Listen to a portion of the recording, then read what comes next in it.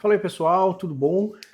Seguinte, esse vídeo aqui é específico para falar basicamente como eu comecei a Data Crazy em termos de gestão ali no começo, né?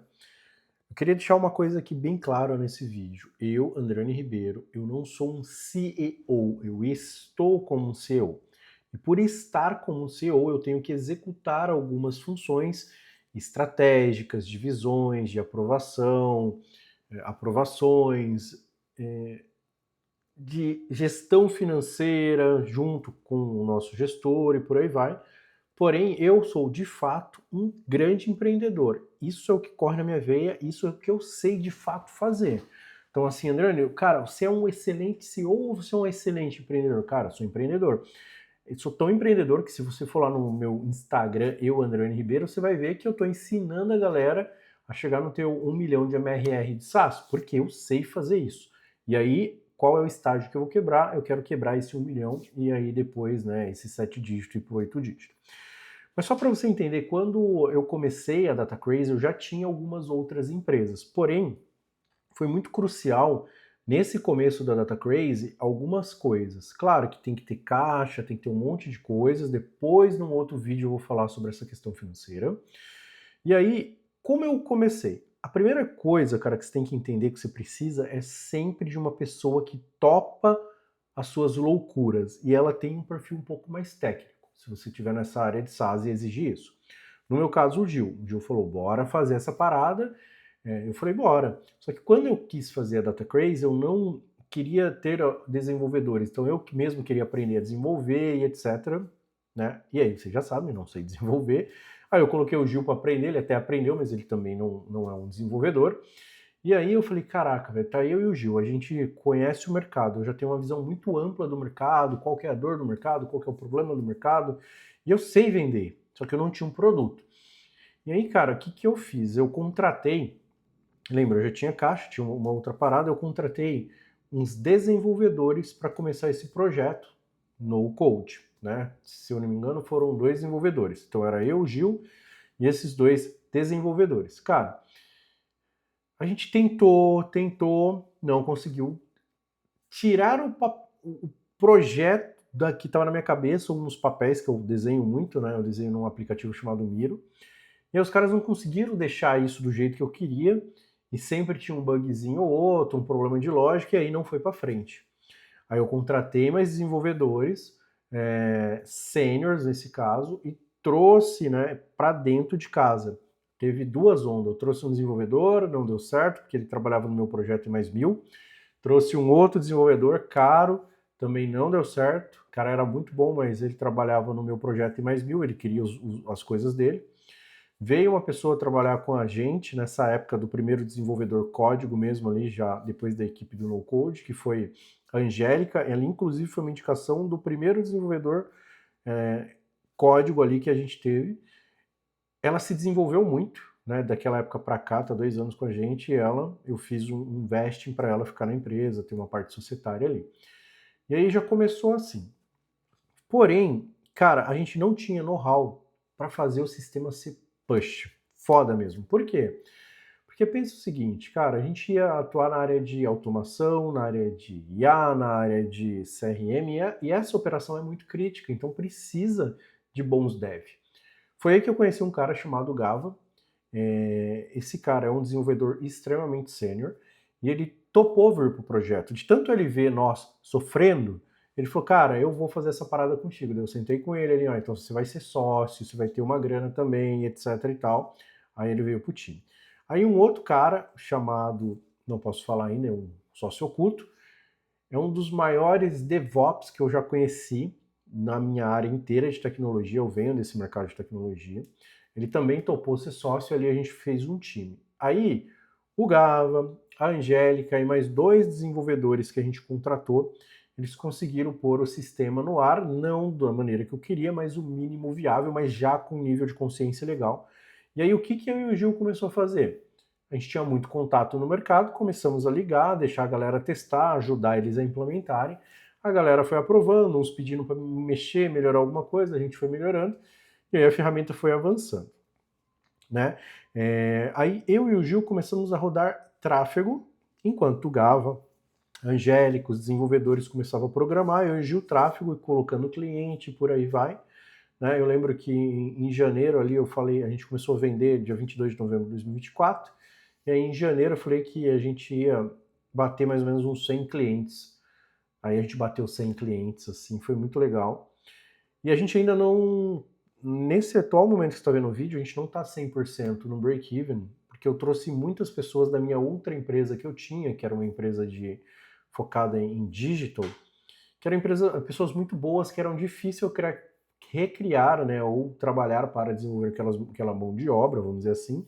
Eu trouxe elas para cá, aí eu subi o custo da tão pequena já startup, mas ali eu consegui vender o sonho, mostrar para onde a gente iria para cada uma dessas pessoas, e o time começou a ser composto, tá? Então só para você ficar muito ciente, se você vai começar um projeto de SaaS, tem que ter você e no mínimo um cara muito técnico que programe, que sabe o que está fazendo.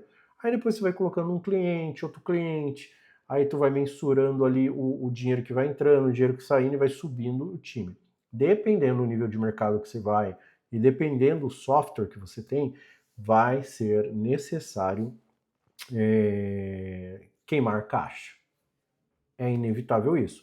Nós somos bootstrap, a gente criou o nosso caixa, mas para a roda girar é necessário criar caixa. E hoje como que está a Data Crazy? Tá? Ela ainda não está perfeita em termos de ter todas as posições preenchidas, mas nós estamos com 22 pessoas no time. E aí eu vou falar mais ou menos as posições que a gente tem, tá? Então o Gil está como head técnico, o Gava ali está cuidando dessa parte de head de desenvolvimento, tá? O nosso sócio oculto tem cuidado da infraestrutura, DevOps, etc. No time do Gava ali tem, deixa eu ver, Matheus, Yuri,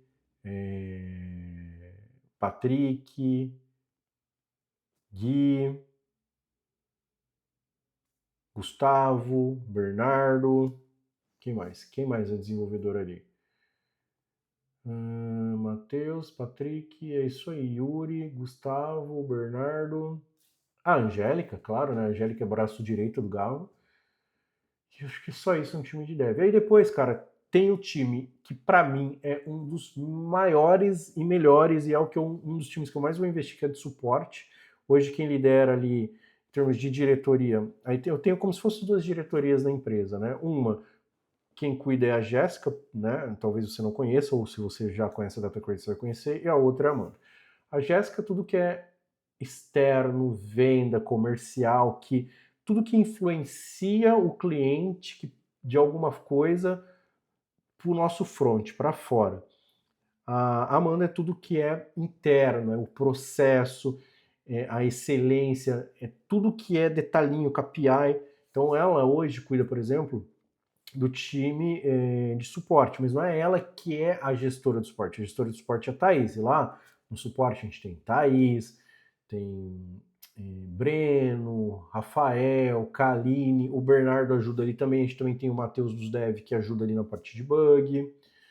Aí nós temos, claro, a Cris, que cuida da área financeira nossa. Fenomenal o trabalho que ela faz, sob direção ali do Rogério, que é nosso gestor financeiro. A Cris, ela é a analista, vamos dizer, financeira, e faz uma série de outros papéis. Todas essas pessoas desenvolvem muitos outros papéis, porque a gente não tem, não bateu aquele break-even, a gente não está contratando um monte de gente, a gente vai indo conforme a gente vai subindo no break-even. Aí beleza, aí tem time de vendas, que é Paulo, Luísa, Jonas, né? A Jéssica cuida de toda a parte de aliança, me ajuda a coordenar o time comercial, inclusive ela está se desenvolvendo muito nisso, time de parceria e por aí vai. Aí tem Carol, que trabalha na recuperação, que é tipo como se fosse um CS. Se eu não me engano, eu falei, foi Rafa, eu acho que eu falei. Rafael também no time de suporte. Deixa eu pensar. Eu acho que são essas pessoas. São mais ou menos 23 profissionais. E aí, como que eu fui montando? Cara, eu mostrei para esses caras e para essas minas, para esses homens e para essas mulheres, para esses profissionais, a nossa cultura, a maneira que eu ia levar a Data Crazy para onde eu ia levar, ou para onde eu vou levar a Data Crazy, o que eu esperava deles no momento zero, no momento intermediário, o que eu espero deles no futuro. Inclusive, eu sou muito claro que eu sei que muito deles tem que ganhar mais, mas se eles acreditarem a gente passar por esse cash flow, queima de caixa, na hora que estiver rampando, eles vão ser reconhecidos. Então é esse o time, mas para começar, cara, é você e um cara técnico. E eu lembro bem, a sequência foi assim, ó, eu, Gil, aí depois já puxamos por um suporte ali, a Thaís estava aqui, aí de repente a gente já contratou um vendedor, aí depois a gente já puxou a Jéssica para ajudar, aí depois foi indo mais vendedores, mais suporte e mais tudo. Eu tô aqui, a minha mente está fritando para ver se eu não esqueci nenhum nome, né, para depois ninguém me cobrar, mas é isso. Então, esse foi o início, assim, sabe? E não precisa de muitos profissionais para começar. Hoje a gente tem 23, porque eu herdei muitos profissionais de uma outra empresa que eu resolvi encerrar ela, e aí eu não queria formar toda essa galera de novo, os bons vieram, né? Deixa eu ver quem mais. Kaline eu já falei, Breno também falei. É isso, espero não ter esquecido de ninguém. E aí, assim, gente, Dream Team, assim, coisas, todo mundo é importante. Mas, com muito dinheiro e tecnologia, você vai desenvolver qualquer coisa. Porém, uma parada que tem que estar enraizado, pelo menos está na nossa, é a cultura do bombeiro, que o Gil traz muito, que é assim, ajudar o cliente a qualquer custo, tá? Então a gente nunca deixa ninguém na mão. É por isso que na Data Crazy, vocês vão ver coisas como comunidade funcionando 24/7, atendimento das 9 da manhã às 10, no sábado das 9 às 13, durante a semana, chat ao vivo. A gente investe muito no nosso time de suporte. Ah, André, né? Por que a ferramenta dá tanto suporte? Não é só porque a ferramenta dá suporte. Qualquer ferramenta que trabalha em ambientes críticos vai precisar de suporte, de auxílio. Mas é que a gente quer estar ali presente. Se o cara quiser fazer uma lógica, alguma coisa, a gente quer estar ali ajudando e a gente preza muito por isso. Então, o time de desenvolvimento e o time de suporte são, assim, essenciais. Essenciais. Claro, o time financeiro, o time de comercial, tudo é importante, mas no começo, você ter, cara, um cara técnico feroz, você dando suporte ali, ou você vendendo e alguém dando suporte, é o que você precisa, tá? Então foi assim que a gente começou a Data Crazy, e agora aí estamos evoluindo, e logo você vai me ver aqui falando de escritórios no mundo inteiro, profissionais no mundo inteiro, porque é lá que a gente vai estar. Fechou?